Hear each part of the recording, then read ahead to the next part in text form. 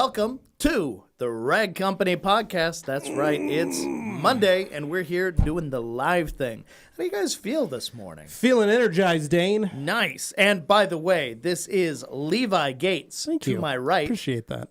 I'm Dane Hennen. To my left, Anthony Fisher. Hey. And we are in week 3 of the UK Cut 2.0. Man, felt really good today to get on the scale. Felt great until I got on the scale. Weigh in and realized that I gained a quarter of a pound. Yeah, that's good. Since my starting weight. Yeah. Well, you were 0.4, right?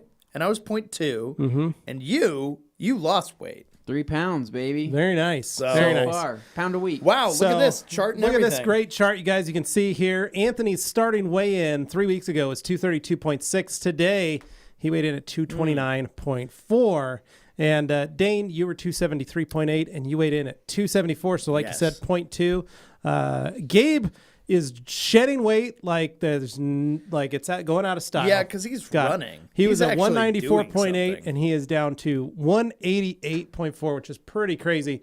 Jimmy actually lost weight from last week, but he still gained weight. He was a 184.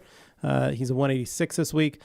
I started out at 200.6, and I am at 201. Literally no change from last week. 201, still kind of stuck there. I suppose there are worse things.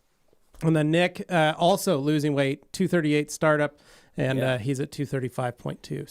So I kind of great work, everybody, except for myself. And so feeling pretty shitty. I think we all just are kind of like figuring out what our groove is going to be going into this. And in my case, I was telling you earlier, I was feeling good. I've been eating healthy all weekend, and then last night I cracked and had fast food, McDonald's, when I really shouldn't have. But I stayed up too late working on other projects, didn't realize what time it was. And then Liz is like, "Are you hungry?" And I'm like, "Oh, crap, it's dinner time." And I look at it's past dinner time.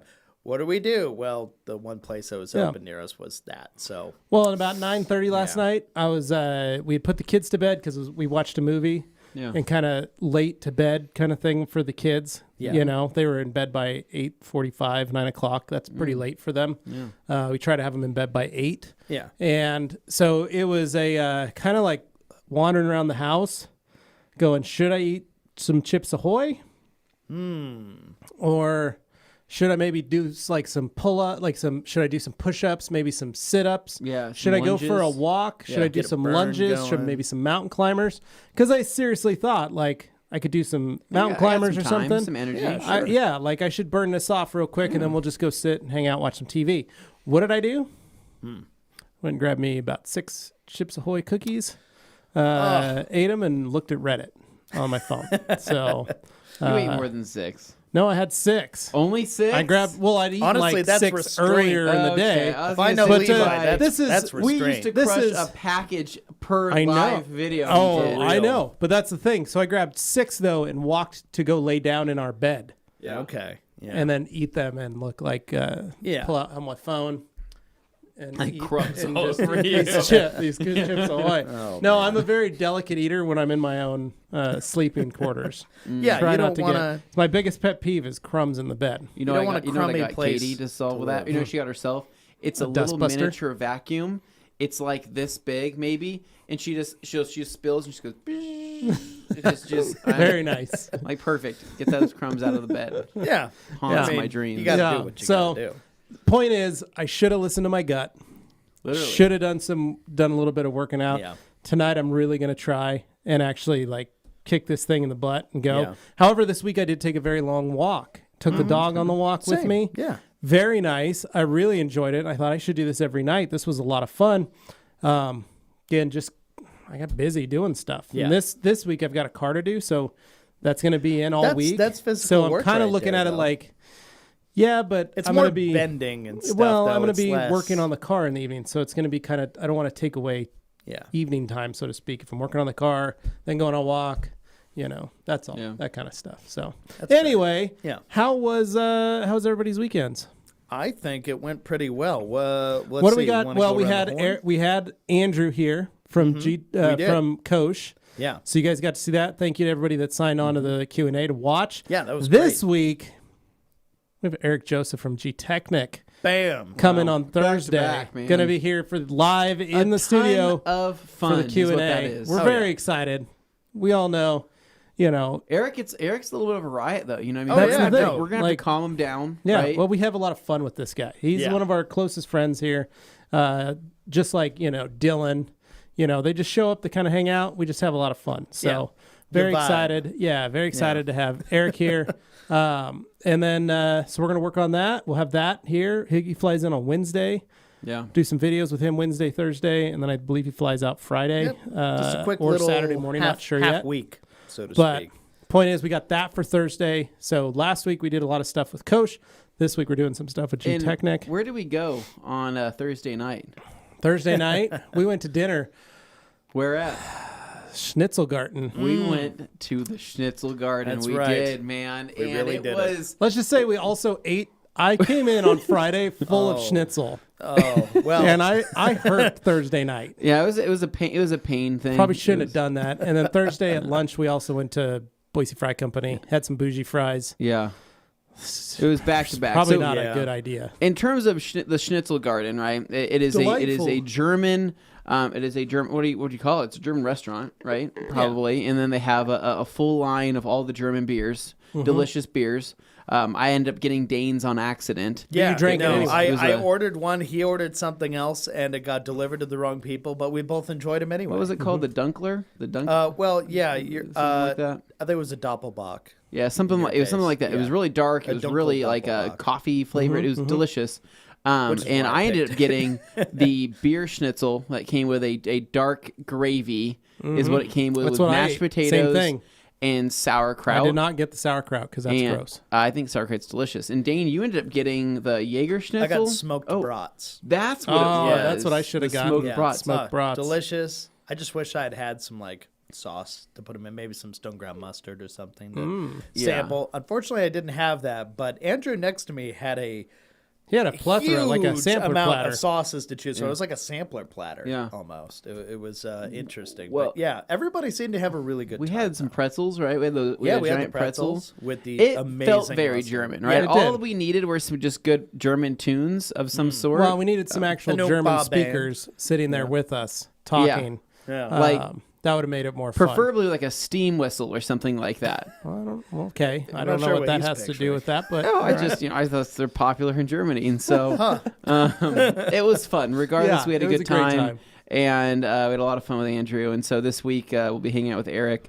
Hopefully going on another adventure. I'm assuming Jeff's favorite place to go for dinner is Coins. Yes. It's literally all he ever talks about. Yeah, so it's right across the street from his house. He can walk over. I'm like, well, crawl home. He's addicted now. That's what a surprise, Jeff. And so I'm sure he's actually investing in a stock within Coins. Might be. You never know. Oh boy, that might be the answer to everything. So we have that going on this week, and then we're also launching a sale this week, Wednesday. Keep an eye out for, I believe, what is called the Cold as Hell sale. Yeah. I can't say that too fast. Called it and final. Yeah, and so it is. Was that Norwegian? Yeah. Okay. Cold as hell. But we have some pretty cool stuff going on. So keep an eye out. I think there's going to be some stuff going on with the Ultra line, as well as some other helpful items for maybe rinses, washing during these cold weather months. And Get you started. Just a small sale we wanted to have just to kind of keep things spiced up. We'll talk more about it on Thursday, but keep an eye out on Wednesday. And from there, and I think in terms of house cleaning, I think that's all we really have. No new product launches this week. If you didn't watch the last Thursday's podcast, we are collecting ideas for colors on Detail Factory brushes. As you can see, we have this full rainbow here, and we're trying to get feedback. What colors would you guys want to see within your detailing regimen, or what colors do you think would be helpful? We think the most popular votes for last Thursday were purple and white. Yep. And then we've got another color that we are going to surprise you with. That we're really excited about. We think that should be a big seller. So, but we're still looking. So it's called What We Do in the Shadows, Blood Red. Yeah. Right? It's a very dark maroon very dark color. Which is actually a great segue into our weekends because I binged it. Did no, you? You didn't. Yes! Dang! Yay! I made it about 3 or 4 episodes into season 2, but I made it a good chunk of the way. Yeah, you made a good number. Very much enjoyed it. I told you. But what it's I did hilarious. was I'd never watched the show, but I'd seen the movie. Like when it came the out, show's I saw different from the movie. So what I enjoyed about it was that there were some like little jokes if you'd seen the movie, like, oh, it kind of throws back. Right. And there's one episode where you're like, oh, it's literally that. No, it was great. Yeah. Really, I enjoyed. So did you watch season 1 or jump straight into season 2? He No, I watched watched all both of 1 and the movie. He's in the middle I of 2. rewatched the movie as well, so that I'd be on top of it. Yeah. Wow. So we have 2 What We Do in the Shadows. I mean, like super fans. True. Some of the greatest. It's hilarious. Oh no, the humor is so it won a ton of absolutely Critics' Choice Awards in this past week. Yeah, no, there's some dry humor in there that's like so many layers deep. You're just like, and you can, was that a joke? I think that was. You a can joke. rewatch it and find new jokes because it's so many layers. And of just it. like visual gags and stuff. Like lots of visual so gags. Many You good just little remember you things. have to remember to turn the brightness up on your TV because that show is so dark. Well, I don't know why it was so dark on our TV here, but I think we just need to turn the brightness like up. pitch black is what it is. I had it figured out at home. Yeah. It was going pretty good. Okay. Yeah. So Dane, talk us through your weekend here. Friday, Saturday, Sunday. What kind of fun did you have? Okay, so Friday we kind of wrapped things up. Didn't really do a whole lot that evening other than I went on a hunt for like these little things called Humans. T-pins. Foul hunt? What? Humans or foul? T-pins.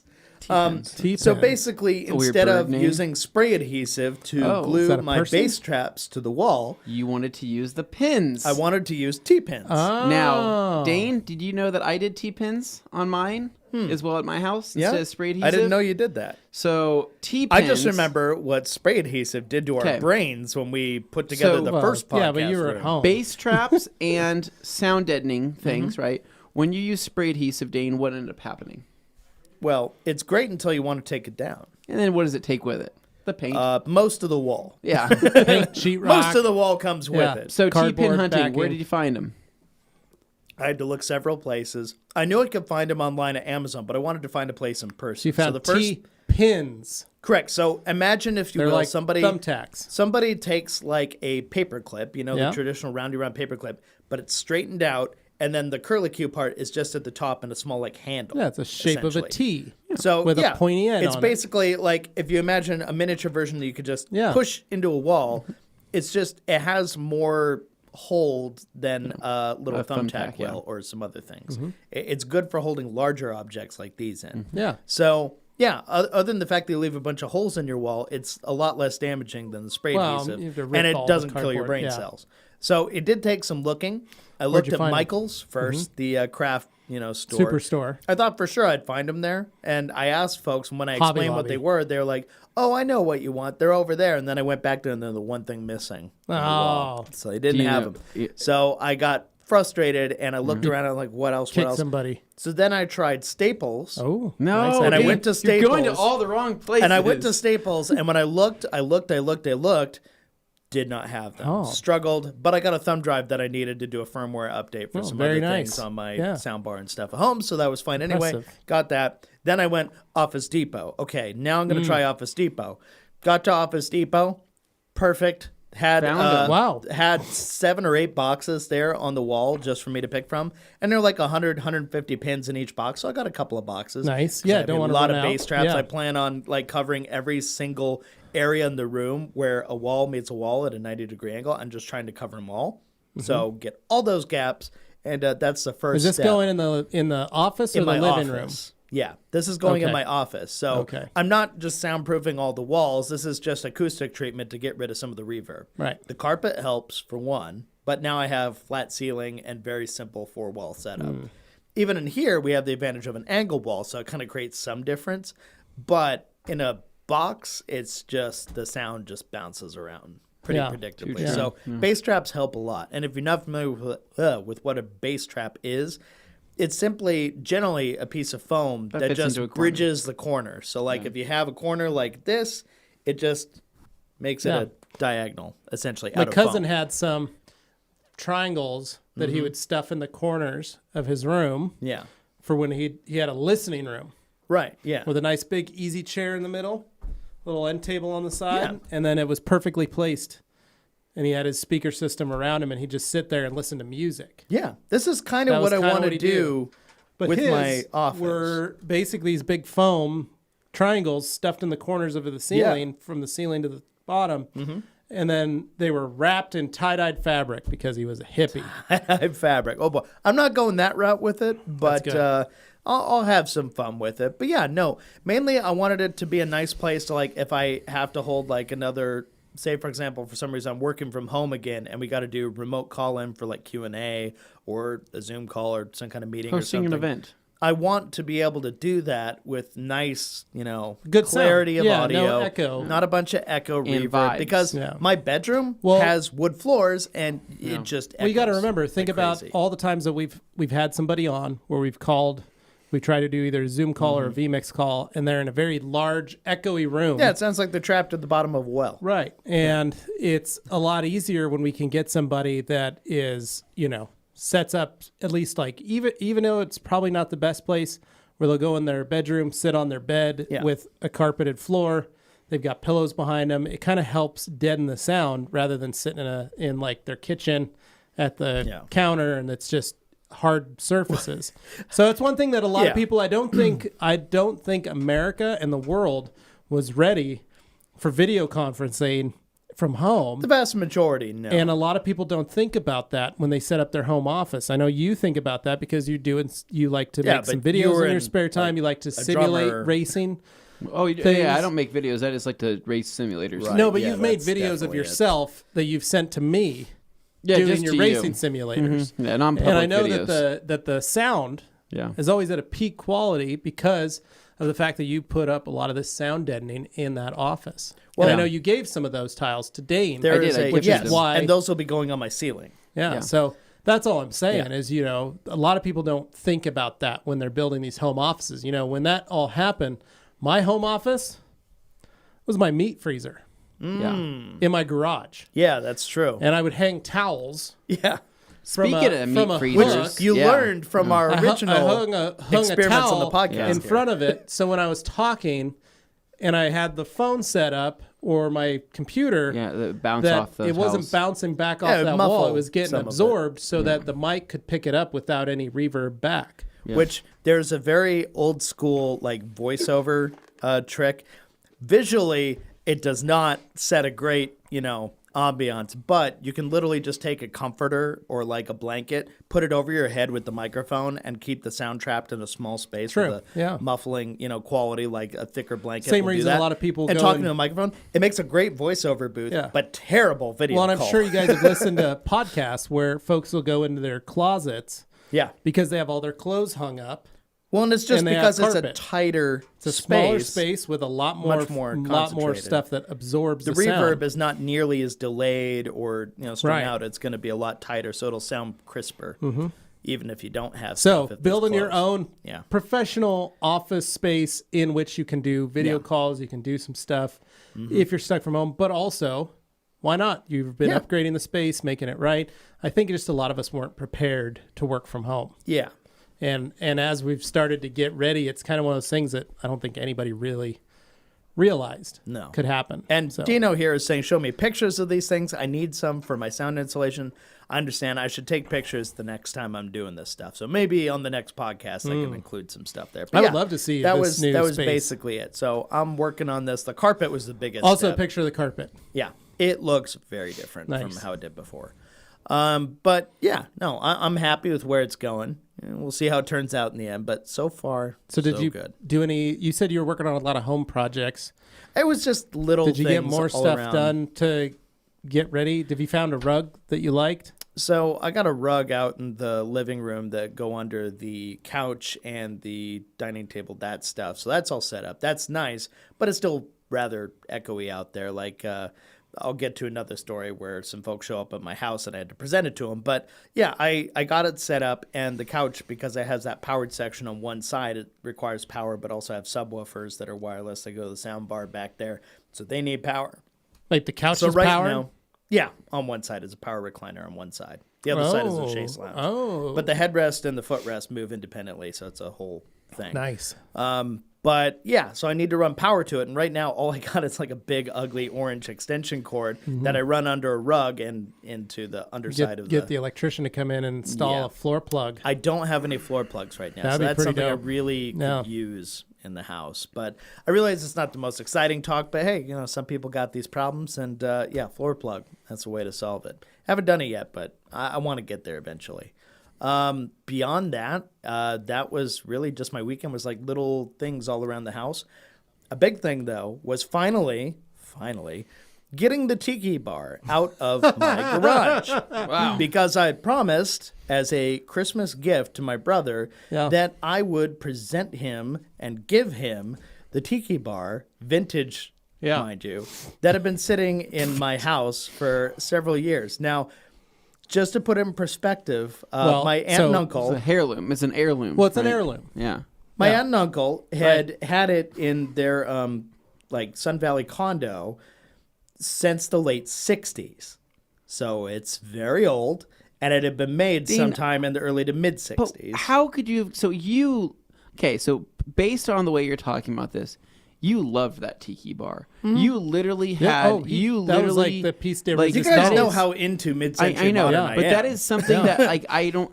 the sacrifice that you have made to get rid of that... That's why I thought it was special. I don't know how you could have done that, because I feel like you're going to start crying right now. Because you love that Tiki Bar. I'm not going to start crying because I know it's going to a good Dane, home. I played Nintendo 64 on that damn bar, and I had the best time of my life.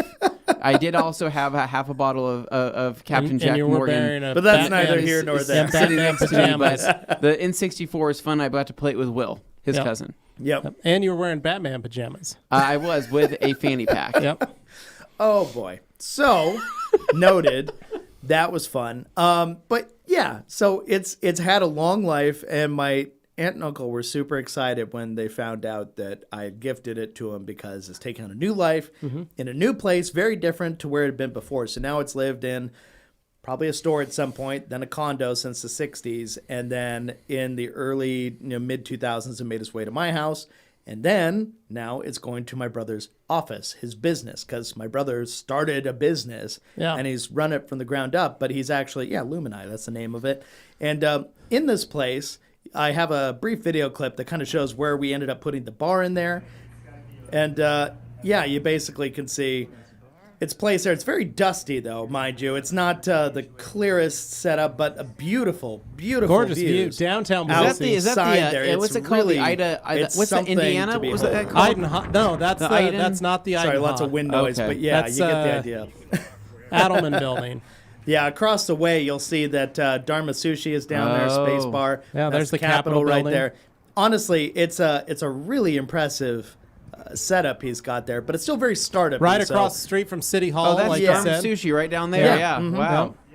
So the old spaghetti liquidators down the way there. Yeah. Oh, there's Corey with there's the bar. My brother with the bar. I'm super happy for him, and it's a nice addition to his office because, like I said, it's very startup-y right now. It's kind of a little bare. He's got desks and office kind of set up, but it's very open space right now. So if you imagine kind of like concrete floor with a very spread out plan, there's nothing in the middle of the room essentially, but it's all their like development and prototyping printers and all these other things around it. Brings a tear to my eye knowing that Tiki Bar is no longer a part of your life, but it's moved on to live. But I'm happy to see it go to him because I know it's going to be something that they really enjoy having in their office. It's like a place to relax with the amount of thinking that they're doing at their job, like their business. They need a couple drinks. You probably need a little something after dealing with all that. So did you make a rule to where basically you said, hey, Corey, if you get sick of this bar, can I have it back? Or is this just I didn't put a contingency plan in place, but I think he knows that before sending it anywhere else, I would hope he'd talk to me first. Well, hopefully he watches and listens to the podcast and he'll know that. We'll just have to see. But super cool. And I'm really proud of him. And it's a gorgeous, he wanted it set up so that they could look outside when they're sitting at it. Right, so that's why I was angled. No, it's a perfect spot for it. That's beautiful. You got the mountains and you're in downtown. It's just really nice. Yeah. And of course, best question: how was that bar transported? So that was part of the fun. Transported. How was that thing transported? So I called today's episode "Raising the Bar" because we had to get it up several stories, but we used an elevator, so it wasn't that exciting. Okay. It managed to fit though, which was the impressive thing. Did you put it in your truck? No, actually, this is the fun part. Did your dad bring the trailer? There's a story here. So, at my house early Sunday morning, I have my dad drive over, and he brought the trailer. Okay. So he's got the trailer set up. We For those dropped wondering, the back. it's the Rag Company dual axle enclosed trailer. Lovely. Easily towed behind an Escalade or Yukon or Ragnarok. Yeah. Quite simple, easy to move around. Dane actually could tow it behind his truck. Did you bring your truck? So I was going to bring my truck until I realized there was really no problem. We could fit everything easily in the trailer. Yeah. But I did drive downtown. I took the Jag instead because, I want to drive it any chance I get. I hadn't driven it in like 2 days. So I thought, I want to get back behind the wheel again. Yeah. I just love it too much. Well, and you didn't need to because you didn't need to bring your truck because it all fit in the trailer. Well, I needed to run errands afterwards, so I needed to drive separately from them regardless. Yeah. But... yeah, I followed him downtown, and then we got to the parking garage of this building, which, if you don't recall... It's an odd parking garage. It's a little odd. So getting the trailer and truck in there, he drove in there, and then there's this loading area, but not really. It's like super tight, and if you want to park, you go to the right. If you want to unload stuff, you go straight forward. But then, if you drive forward, it's a 90-degree turn to get back out with a beam in the way. Like the whole thing is just a horrible place nightmare. To pull in. So the fun part was actually getting out of there. When it came time that we got everything up to his office and we needed to get out of there, my mom, my brother, and I literally had to go walk in the middle of the street and potentially block traffic to let him back out of this space. Fortunately, it was Sunday, as you saw in the video traffic, there was really no traffic to speak of. That's nice. We're Boise, but it's grown up a lot. I'm surprised you guys didn't go to breakfast at Goldie's. As much as we'd love to do that, I think we're avoiding too many restaurants. Yeah, if that's we can true, help especially it. small restaurants. Goldie's is very claustrophobic. No matter how much I love that place, I'm probably not hanging out in there right now. But yeah, so it was exciting getting the truck and trailer back out because it was a little bit of a wiggle because not only are you going out on the street, it's a one-way street. So, there was a lot of traffic trying to get by. We just tried to direct them around them and give them a chance to get out. But all in all, it worked out great. Nobody was upset. No honks or anything. We made it work. But, I was just really happy we got that part settled, and Sunday was the right day to do it for sure. I was just really stoked. Obviously, watched What We Do in the Shadows much of the weekend. I'm so proud of you. Enjoyed that. No idea how proud I am that you finally watched it. Loved that. And I caught up. There's a new season of The Expanse on Amazon, which is one of my favorite shows. So they added that too. So I got a little bit of that in as well. But that was my weekend essentially. And somebody said, Umberto here, dang, look like twins. Yeah, my brother and I do have some similarities in the face there. You may have noticed. But at any rate, that was my weekend. Very nice. So, guys, which one of you wants to take it next? Oh, man. Levi? Okay. All right. Talk you into it. So, I had a car this weekend. Some Detailing? Detailed a car this weekend. This was some friends of mine who have canceled on me about 4 times. Okay. So I wasn't really sure if they were going to show up, but I had a backup. My Flaky buddy Wayne. Or valid reasons? I don't know. Flaky. Okay. And valid, both maybe. Oh. But I had a backup just in case, right? So I'm going to go pick that up tonight on my way home, the backup, and work on it throughout the week. So this week, my buddy Wayne picked up a GMC Yukon, same model as like my Suburban. Man, he just can't stop, can he? Got a Yukon. He probably got it for $1,000. I mean, he probably got it for a steal. So I'm going to go through that, detail it up. He's probably going to just fix it up, either drive it or sell it. He's pretty good at selling cars pretty quickly. So he'll probably just flip it. So I've got that. This weekend, though, the car that did arrive was just a Honda Odyssey minivan. Some friends of mine have it. They've been working on it, trying to get it. They had to get it fixed a couple months ago. They decided not to sell it because they had to invest quite a bit of money into fixing it. So what year is it? It's probably a 2006, 2008. Okay, so it's like one of the newer, kind of more beefy, chunky looking little ones. Bigger, okay. the bigger body style. style. That's a lot of real estate on those. It's a nice car, but they put some mechanical, money into it and decided let's drive it for a little while longer. Sure. Try and get our money out of it, and then we'll put it up for sale. So they drove it over Saturday morning. They said, "Hey, we haven't driven it in like a month. Battery's dead. Sorry." Oh. So I left it running. They pulled up. They said, hey, we were going to run it through the car wash because we only need you to do the interior because it's been sitting out under a tree, covered in bird poop, whole thing, thanks. Tons of tree sap all over it. So I said, well, I'll wash it. I'm going to wash it anyway because I got to blow out the door jambs and stuff like that. Just did a general, simple interior detail on it. Thankfully, they had cleared almost everything out of it. So really, it was just cleaning the carpets, scrubbing all the leather, which was clean but dirty. Just had a lot of, they've got 3 boys.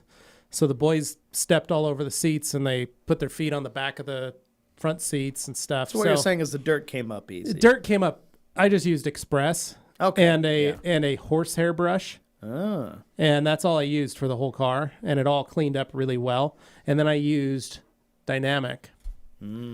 Diluted 50-50 in this round. Wow. I probably should have done 4-to-1 or 5-to-1 dilution because it almost was a little bit too shiny for me, too glossy. So, but Augie came out and said, oh, I love the smell of that. Whatever you sprayed, I love the smell of it. It's got a nice cherry scent. So he was very excited about that. But anyway, point is, got the car clean, used O&R for the glass cleaner, did the windows with O&R, wiped the jams. Yeah. After it got washed, I just wiped the car down with a little bit of O&R, like a wet O&R rag, just to wipe up all the extra overspray and stuff on the jams, just wipe the car down. Then dress the tires with Dynamic. Yeah. And then just did a light mist of bead maker, just a 1 panel spray, bead maker, dried the car down, pulled it out, called them. I also just did a quick polish of the headlights with just micro cut and finish on a green Udos pad. And I just buffed the headlights real quick because they were very fogged up and faded. Did a quick just micro cut and finish because, again, these folks are going to sell this. That's their goals. They're going to put it up for sale. So same thing as the last car, just detailing it. They want to get some pictures. They pulled up last night to pick up the car. And they were like, oh, my gosh, what did you do to the outside? This thing looks like a brand new car. Yeah. I kid you not, guys. I literally just washed it. How many times has this happened to you in your detailing career? It seems like this happens a lot. Well, and this is the thing that I tell folks. We are 100% as a detailer, we're invested in what we can get paint to look like. Right. It's true. There are far more people who actually don't care. All they want is shiny paint. Yeah. They don't care about the scratches. They don't care about the damages. They want shiny scratches. They don't care about the micro marring. They don't care about all this stuff. All they care about is that their car looks clean and shiny. Yeah. And as weird as that sounds, it's true. Yeah. And in this case, it was exactly the same way. This time, all they cared about was the outside. They obviously didn't care about the inside. They didn't care about the outside. They parked it under a tree. Yeah. And they were like, sorry, it's really dirty, but the outside's fine. I'm sure it etched in horribly. Yeah, it's not you get up close and you're like, ooh, the paint's really bad for a detailer. Right. I guarantee you the next person, though, that they sell it to will go, wow, this thing looks great. Well, it's mostly on the roof, right? It was the whole sides. They had pterodactyls. Okay. I was say, if it's on the side of the car. If it's on the roof, nobody looks at the roof anyway. As long as you have UV it was protection. Like, remember your dad? That's the most Your dad important. used to park the Suburban in a spot, and there was an owl or a bird that would sit on the passenger side mirror.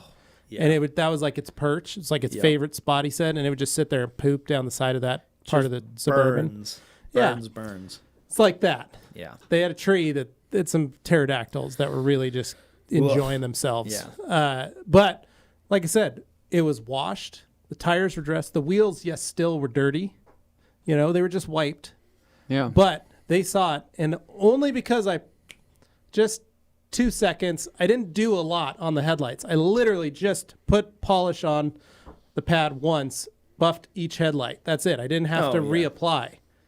I just pop. But they're pretty yellowed. Hit them. Yeah, but it was enough to brighten it, to change the entire look of the car. Oh, yeah, the headlights every time. Took me maybe 45 minutes to wash the car because I had a lot of poop to get off. Sure.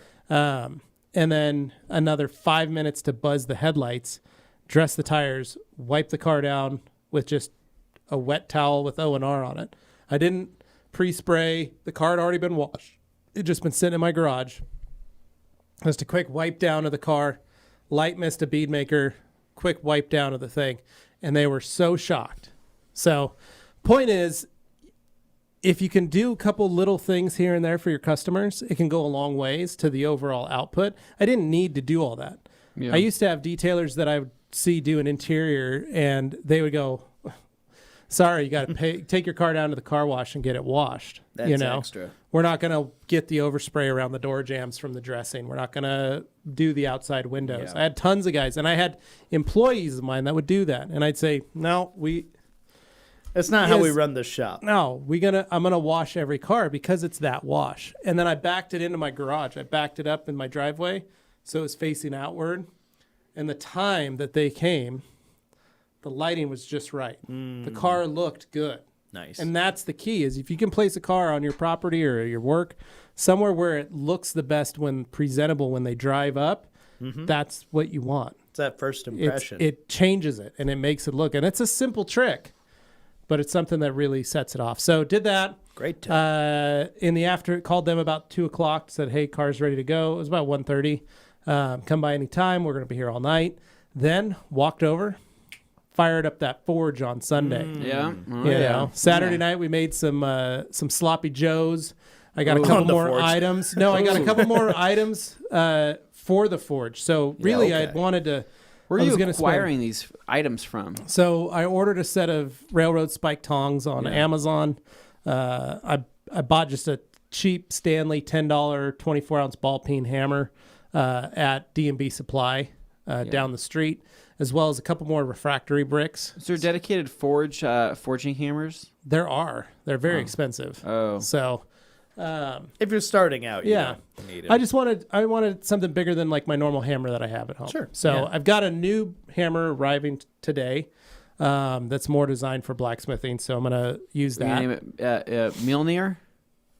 No, I should though. Wouldn't that be funny? Yeah. But basically, I got those items. So finished the car detail.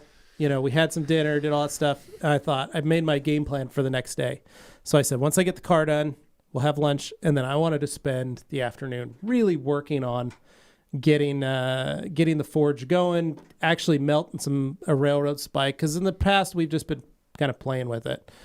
But I wanted to actually get it move some metal. So that's what I did. So I worked this weekend, fired up that forge, threw those railroad spikes in, and started hammering. And I worked for about 3 hours, hanging out by the fire, letting that thing go. Augie and Hadley came out, roasted some marshmallows on the forge as well. Nice. We made some s'mores, just hung out, and then literally heat the spike up, pull it out, hammer it, put it back in, warm it up again, pull it out, hammer it, put it back in, and that was it. It was just hanging out, just enjoying myself.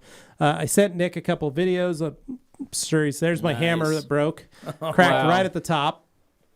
So, they're probably still downloading apparently the videos to him. But the goal is that I wanted to try and get just see how long I could get, and I brought the spike in, and that way you guys could see it. But it's about 2 hours total of work time to get to that point. Now, if I had a little bit heavier hammer and probably really just focused on getting, because a lot of it was just learning, just kind of guessing a lot of stuff.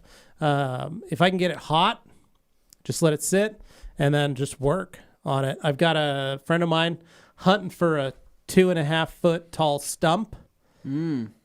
That way I can actually mount my anvil properly at the right height, because right now I have a kind of a shorter 15-inch stump that I put my anvil on, and it's not square, so it kind of moves around on me, and I don't like that. So I really want to get it placed, get it set strong. I've got a vise I need to mount as well, so that way I can actually have some security, and that'll help me with some of the more of the work that I'm doing. So are you wearing gloves, or are you wearing headphones? Yeah, so the headphones, I haven't been wearing them. It's not as loud as I thought it would be, but I also am deaf, so it's a little different. But my gloves, need to get me some fireproof gloves, because I burned the thumbs off my gloves. Like some welder's gloves? Yeah, so it's on my list, because as you go through, there's stuff that's expensive and stuff that's cheap. Yeah. And I don't want to have to keep buying cheap stuff to replace it. It constantly. But I also don't want to just fork out the money Yeah. So I'm trying to buy things every week. So probably next week after payday, I'll buy the nicer gloves. They're $25 for the nicer gloves.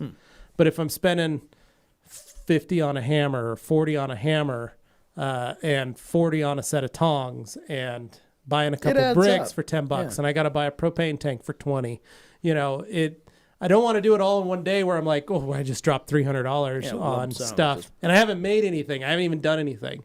So it's like, let's just play with what we got, see what we can do, see what works, what doesn't, and what we need to adjust. So that was kind of my weekend in a nutshell. Very simple, very easy.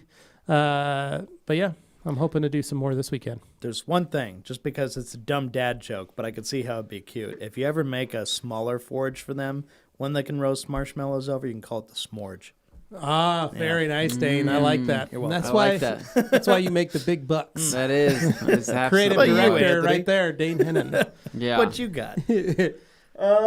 So I'm trying to think. So my Friday night, I think my Friday night started off pretty low key. I played more simulator, obviously, right? I've been trying to score my best laps on certain cars, right? In certain tracks, right? So specifically the ring, at the Nürburgring, the Nordschleife, that's the granddaddy of all racetracks. It's just the funnest thing to drive on in a racing simulator. Because it changes, of course. So we have a Rag Company sticker at one of the turns. I know. At the Nürburgring. Yeah, there is. I want to go there so bad. I really do. Like after playing it in a damn game for so long, I think I know the track. You can rent a car and drive on it. I will do it, Dane. It's a toll road, bro. I will do it.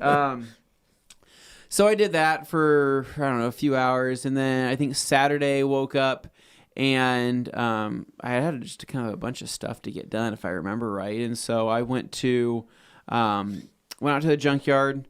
I had to go try to find some random trinkets, things such as a gas cap that I lost. I lose my gas cap every like 3 months on the Civic, so I always have to. Not attached to something? No.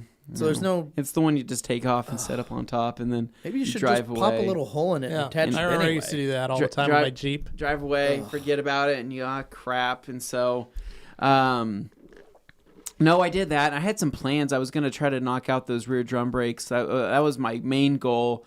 But it was just one of those days where I didn't want to take on I had that feeling of don't take on this car project because I think you're going to be into it longer than what you think you're going to be into it, right?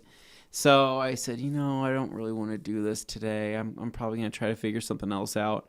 I don't know what the heck else I did. I did things. I just don't remember off the top of my head what exactly I did. Oh yeah. Drove the Evo, right? Oh, well, that is an event because it doesn't happen very often. I know it doesn't happen very often. So this was a karma situation, right? So I wanted to go out for a drive and I wanted to go take some photos of the car, right? So I went over to this place called Legacy. It's kind of like a hoity-toity neighborhood out in Eagle-ish. It's a very upscale neighborhood, right? There's like a cool bridge scenery kind of thing they have going on there. And I thought that'd be a pretty cool place to go. So going out that way, it was still pretty cold in the morning, if I remember right. And I get out of my car and I brought my nice camera, like some nice photo camera with my nice expensive lens on it. And I snapping some pictures, people walking by, just kind of wave, hey, just taking pictures of my car, no big deal. I like sidestepped or backstepped. And ended up slipping on a sheet of ice, right? Oh, and no. The sheet of ice underneath me, so I go, oh no, right? Like my first reaction is, put my hand down, right, to catch myself. Hand slips on the sheet of ice. So there goes my camera flying through the air, which I normally have strapped down to me. It's flying, it bounces off my chest, right? It hits the ice and slides, and I'm laying there like, well, that was probably the most expensive mistake I've made in years, right? So I'm freaking out, pick up my camera, like trying to like not look like because there's people out walking in this area, so I probably look like a total loser. Probably a Saturday afternoon. And this kid taking pictures of his Mitsubishi Economy sedan over here. And so I look at the camera, I kind of briefly look at it, it says there's a camera malfunction, you have to turn it off and on. As I turn it off and on, I'm stressed. I'm like, I gotta get back in my car. So I'm sitting in my car. I'm like, okay, trying to look at it, brush off what was the ice chunks on there in the water, and I couldn't believe it. there was not a scratch on it. Literally. Fascinating. Not even physically possible. No, yeah. It hit you the could have ice. had a That's massive ice for crack. you. You could have had a massive crack in the lens. Oh, yo, you could literally, have had I was broken thinking a there was motherboard like, loose. you know, close to $2,000 that I just threw away. But it was, I picked up. Threw it in the air. Yeah, and it was fine. It had one small little pen, like, you know, chip, like, you know, tiny little paint chip. And I said, well, I can touch that up with Dr. Color Chip. Yeah. You know, I could fix that instantly. But I couldn't believe it. It was just one of those karma things. And so, and then I was taking pictures on the bridge, and a lady is walking by, and she says, "Oh, are you taking photos for Legacy? You know, the subdivision or the neighborhood?" Because naturally, and I said, "Oh, no, I'm just taking some photos of my car." And she's like, "Oh, okay, well, you know, this is a kind of a private area over here, right?" It's a public road. And I said, I actually live right over there around the corner, you know, just down that street and up to the left. That's where I live. And she says, "Oh, so you live in Legacy?" And I said, "Yeah, I live here." And she's like, "Oh, okay, just wanted to make sure. Okay, you know, we just have people coming in here all the time. They don't belong, you know, they don't belong here. You don't belong and, there. You know, like I'm not her people, right? Yeah. So I said, "Okay, lady, forget you, man." So I got in my car and left, and I was like, "Oh, it made me so mad." Someday, Anthony. Someday. It made me so mad. I'm like, "I'm sorry, I'm not rich. I just like your Dane neighborhood." was there with the I'm Jag. sorry, you're better than me. Yeah. Okay. If Dane was there with the Jag, this wouldn't have been a problem. No, it wouldn't have at all. Because they would have Oh known no, that is part of the would've fun been- of owning yeah, that car. Is people yeah. think it's way more expensive than it is. So I can just casually stroll in these places where I probably really don't belong, and they don't question it. Yeah, so she appeared to ask me to leave. So Yeah, well, you were, to be fair, you were taking pictures of a Mitsubishi Lancer. I know. I was intentionally downplaying. She probably it for didn't even fun, know what but- car it was. She just thought, well, that's just a little car. Honestly, I don't care who you are. You look at that thing; it's got to be one of the cleanest of any car you've seen. It's absolutely gorgeous for what it is. It Really is. serious. It is truly the best example. However, just like people who don't care about the shine Right, or exactly. the They don't quality know. of the paint, They don't care. They're just like, It's just Status another symbol. They gray. always see Oh, that- is that a Mitsubishi see badge? that diamond Those are for, logo, and they say, lesser. "Oh, poor people." Yep, It's like, exactly. oh wow, I'm sorry. Goodness me. Had it been a Jaguar, Yeah. she wouldn't have had a problem with it. Or perhaps even Batch snobs. maybe the It's Dodge Ram. gross. The Ram might have been like, oh, yes, that's your truck. Very nice Well, truck. if you were driving the Ram, she'd assume you're there to like unplug something out of the pond or something. Yeah, probably. You never know. You're there to fish a dead raccoon out or Point something. is, I'm sorry Anyway. that you were discriminated away. against. I'm really sorry. I hate it. Especially when that after happens. hurting yourself on their property. I did. I'm suing you. But you're on a public street. Yeah. I mean, It's fine. It's but, not a blue sign I on came it. home, right, and I thought, okay, well, whatever. I've had enough fun for today. Yeah. You know, dropping my camera, and I want to get on the right track. So I thought I'm gonna give the Evo a full color lock treatment interior, right? So pulled out my color lock cleaning kit, sponge, brush, mild cleaner, and I pulled out the conditioner. So because that's the thing, I've been like, because I talked to Ray about this. I said, hey, there's conditioner and there's sealant. Which one do I want, right? And he explained to me very, very easily, but I tend to forget this all the time. He said the sealant, right, ideal for new leather, Right. ideal for something that you're wanting some more abrasive resistance to, and something that it's more of a coating is what it is, right? He says this can be applied to any leather, but it's most ideal for new leather. And he says now if you have older leather that's already worked in, things like that, he said you probably don't need the abrasion resistance that a sealant would have, so the conditioner would be fine as well, because the conditioner has UV inhibitors and everything else that you'd want. Right. So I thought about it. I said, okay, well, I had both. I went with the conditioner, see what happens, right? And cleaned everything up. The hard part is that mild cleaner, those seats that I have in that car, the Alcantara is right next to the leather, like directly right next to it. Not that mild cleaner will hurt anything. It's just when it comes to conditioning, you don't want to get all that conditioner all over the Alcantara. You want to make sure you try to kind of isolate it. So I was just kind of careful, went through the whole car, front and back seats. Thing looked awesome. I did a couple touch-up spots with the color refresh. A little bit of black refresh. A little bit touch, a little bit of presses here, a little bit of presses there, right? Yeah. A little bit of that heat gun action. That stuff's awesome. It's man. wicked. It is very impressive. And so, what I ended up doing, I did mild cleaner, and then I came back through with a damp wet towel. Right. So mild cleaner will leave some residue behind. True. And I think on the instructions, it even says to come back through with a damp towel or a wet towel just to knock any of that off. You can jump straight into conditioning, but it is a cleaner. So went back through, knocked that down, and then anything I need to touch up with leather refresh, touched it up, a little bit of heat gun, conditioned it afterwards, right? And looks awesome, man. It looks really, really good. So I was happy about that. And then Sunday, I just had a honey-do list. So I just trash, dog poop, racing simulator, and then I built that was on your honey-do list. Yeah, racing simulator. I had to load up her car with Goodwill stuff or youth ranch stuff she wanted to donate. And I end up building. I started last night around 6 o'clock. It's a new TV stand, right? Like a TV, like, you know, for your living room. Yeah. Thought like a that console. Yeah, like just like it's a TV. Oh, it's more of a simple TV stand. No, wide, it's a lot long, but okay. wide. And I told Katie, I'm like, I'll build this, right? She's like, yeah. She's like, I'm sorry, I keep buying the stuff you have to build. And I say, it's okay. It's just my life now. And so I started putting this thing together around 6. I finished at 10:30. 4.5 long time, right? hours. I couldn't believe it, man. Wow. It's just one of those, you know, you got to screw in these things and you got to put the little dongle that attaches on the bottom and twists and tightens everything up. What a freaking pain. I was just sitting there just angry the entire time. I got it. It looks great. It's a beautiful, beautiful TV stand. But I think I'm just tired of building things. And building things and dealing with the boxes. Yeah, the boxes is the hardest thing about that. I don't mind so much building stuff. It's the destruction of boxes and how to figure out. Because half the time they don't fit in your trash can. Absolutely not. No, I think I scared some of my neighbors this weekend after I finally broke down the styrofoam for my sound bar. It's like this long. So when you crack it, it sounds like a gunshot. And I had to do it 30 times to break it into small enough parts to put in my trash can. I hate that we can't just recycle it. Very nice. But yeah. So pretty annoyed, man. But I got it done, finished that. And overall, and then the other thing I wanted to tell you guys.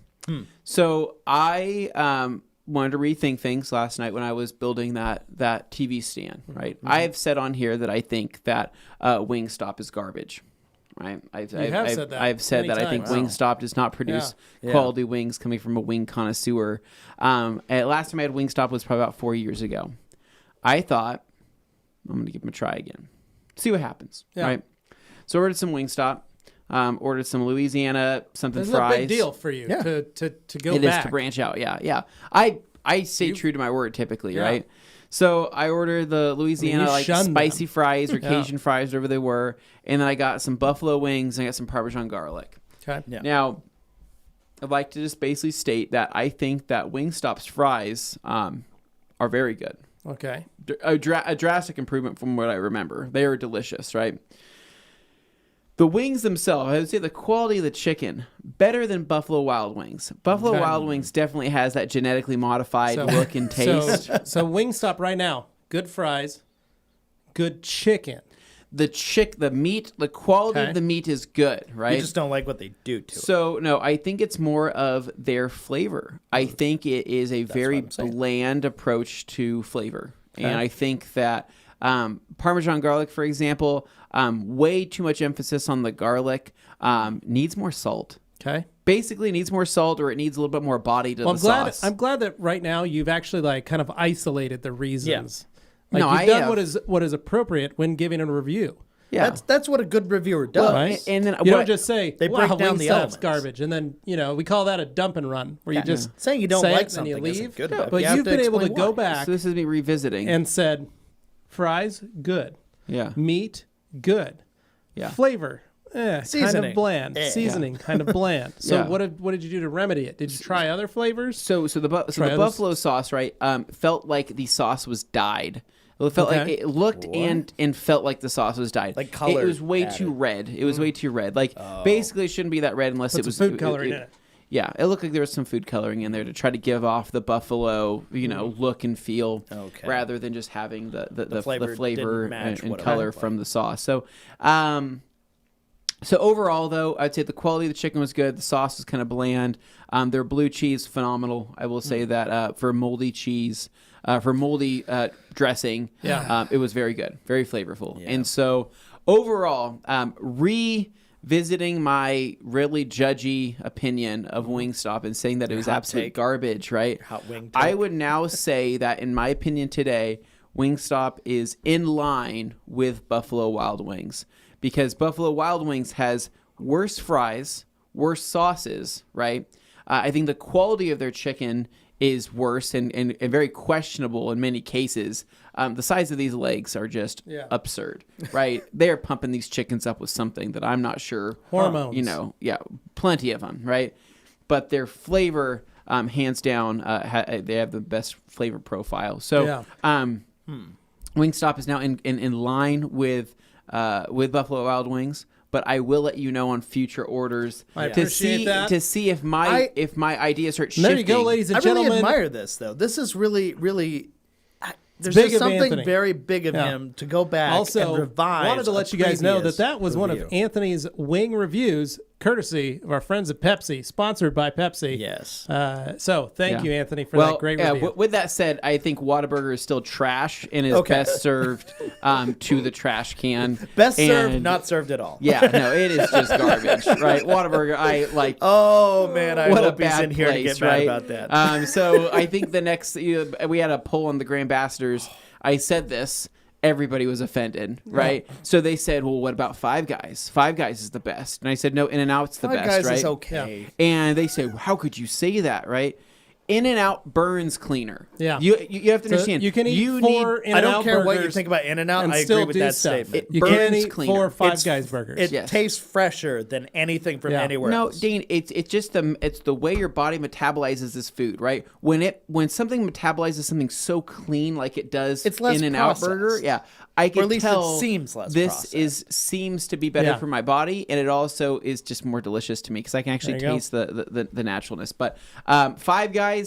Maybe that will be another a food review, a Dane food review. Yeah. Mm-hmm. See if we can bring some Five Guys to see if we can give you guys an honest there we go. Look at the burger. Not my favorite, but definitely not the worst. They're pretty good. Yeah. So anyway, so that was my weekend. That was my fun. That was my food. Yeah. And then some house cleaning. We are announcing the Grandbassador of the Year this week. That is the plan. We had some comments about that. We did as well. Yeah. People mostly just wanted to point out that they wanted folks to be mindful. The TRC Grandbassadors could always use your support by using their discount codes. We get codes all the time from folks asking, "Where's your discount? What's that?" Hey, can you give me a discount code? I'm like, did you even look? And they said, the Grandbassadors, no, just give me one. Theirs. Give me one. I say no, and then I say go look on Instagram. Yeah, it's not hard to find a discount code. Yeah, so when folks are looking, you can always refer back in our Instagram account to find posts of the announcements every time we do it, and you'll find the people's codes if you follow them there. There you go. As well, we've got, well, for example here, Decon, I've been using Alex's discount code on my order for all the Coach pads and some refills. There you Thanks go. for the discount. Alex, Yeah, and nice Jason asking the question, is Beadmaker still okay if it's frozen? Yes, it is. Yeah, I've heard that a few times where people get worried about that, but yeah, you'll be all right. And we have a little bit of controversy here in the comments. That's the way we like it. Stirring it up here. People saying that Five Guys fries takes it. Decon Detailing says that.